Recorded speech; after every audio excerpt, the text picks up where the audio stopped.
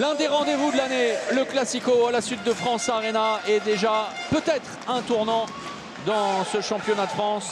Victoire impérative à la maison pour Montpellier, mais Chambéry n'est certainement pas venu en victime expiatoire, avec la volonté surtout de lever l'affront de la semaine passée face à Nantes et surtout d'éviter d'offrir trop de cadeaux à Montpellier. Derrière Costoya, le premier but inscrit dans ce Classico par l'Espagnol, l'un des détonateurs. Ballon perdu, belle défense, bel impact de Benjamin Avgour avec Faustin enrôlé, Mathieu Gréby, et l'arrêt de Yann Gentil.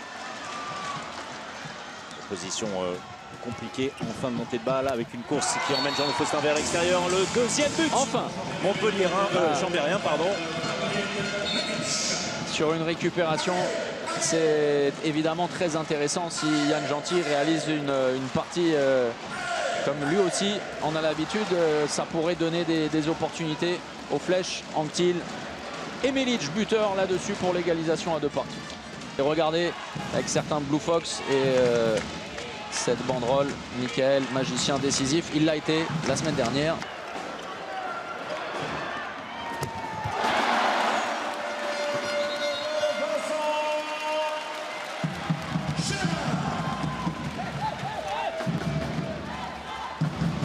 De 6 contre 5 pour Montpellier, l'entrée de Quentin Minel au Chambéry. Oui, tout passe une nouvelle fois, bonne fond, le décalage et l'arrêt d'un Yann Gentil, fantastique. C'est lui qui permet clairement à Chambéry de virer en tête après les 18 premières minutes. Oui, une solution pour Valentin Port. Et derrière, la lucarne, le coin long, trouvé par Melvin Richardson, c'est allé très vite. Et vous avez vu, regardez avec cet angle-là, les caméras de Fred Godard ce soir, la passe laser relayée par Valentin Port. Et bien joué pour les Montpelliérains. Et derrière, Valentin Port. Ouais. Oh, énorme. Exceptionnel. Le geste réalisé par Valentin Port. Ça pourrait faire mal pour les Chambériens. Valentin Port, Villemino, Mathieu Gréby face à Milic. Villemino, Valentin Port et l'arrêt de Yann Gentil. Le dernier dans cette partie, dans cette première partie d'une rencontre absolument passionnante. Et à la pause, Montpellier mène 11-8, plus 3. L'intérieur, Valentin Port, le croisé pour Truchanovicius. Et sans bouger, sans broncher, Yann Gentil. Mais mais alors, on va laisser l'action se dérouler parce que Chambéry est de retour. L'égalisation à 12 partout. Avec Mindeguia. La prise de position de Pierre Paturel dans les chaussettes de Costoya. Et là, incroyable. Ça y est, il est de retour. Ah oui, il est jamais véritablement parti. Truchanovicius, on est encore dans le jeu de transition. Gréby face à Babarskas qui vraiment Valentin Port, belle solution. Costoya, belle activité défensive de la part des Montpelliérains, le bras est levé. Maresco, sublime. Ah oui. Là aussi. Oui, Mindeguia a pris l'information. Évidemment qu'il y a une possibilité en supériorité numérique, c'est trop tard. C'est trop tard, le retour de Truchanovicius. Mindeguia dans l'intervalle externe, pas de faute. Il n'a pas bronché là aussi. Vincent Gérard, incroyable ce à quoi on est en train d'assister. La passe appuyée de Melvin Richardson. Et derrière, c'est un récital. Sensationnel.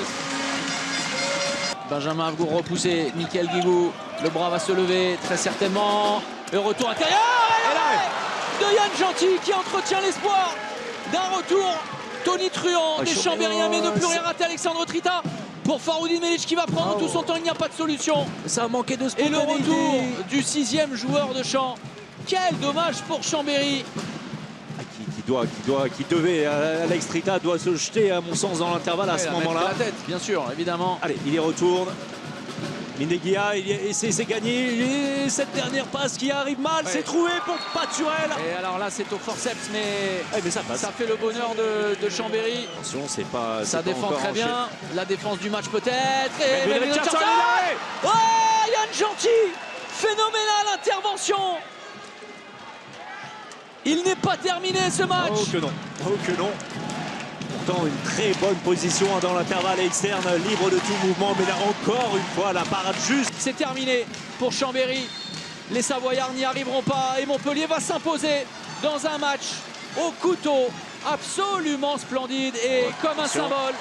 La dernière intervention et la dernière interception d'un Vincent Gérard en état de grâce ce soir. Victoire 24-22 de Montpellier. On le savait, c'était un match engagé. De toute façon, tous les classicos le sont.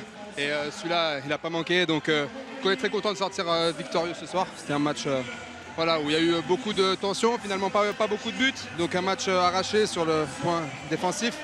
Donc, voilà, on est très heureux. On enchaîne les victoires et il faut continuer comme ça. Ah, mais encore de la frustration, quoi. La semaine dernière contre le vice-champion d'Europe, là cette fois contre le champion d'Europe. On n'est pas loin, mais voilà. Je crois que j'ai pas besoin de dire pourquoi on a perdu le match ce soir. Ça, je crois que tout le monde l'a vu. Il va falloir continuer. Je pense qu'on est sur la bonne voie pour le reste de la saison. Il y a de très bonnes choses. Après, il manque soit de la finition, soit de la justesse dans la décision. Je pense qu'on peut être frustré, mais on ne peut pas regretter ce qu'on a donné ce soir. On n'a pas lâché le morceau jusqu'à la fin, même si c'était à un moment donné compliqué. Et on leur a donné du fil à retordre, mais voilà, la petite justesse qui manque. Voilà.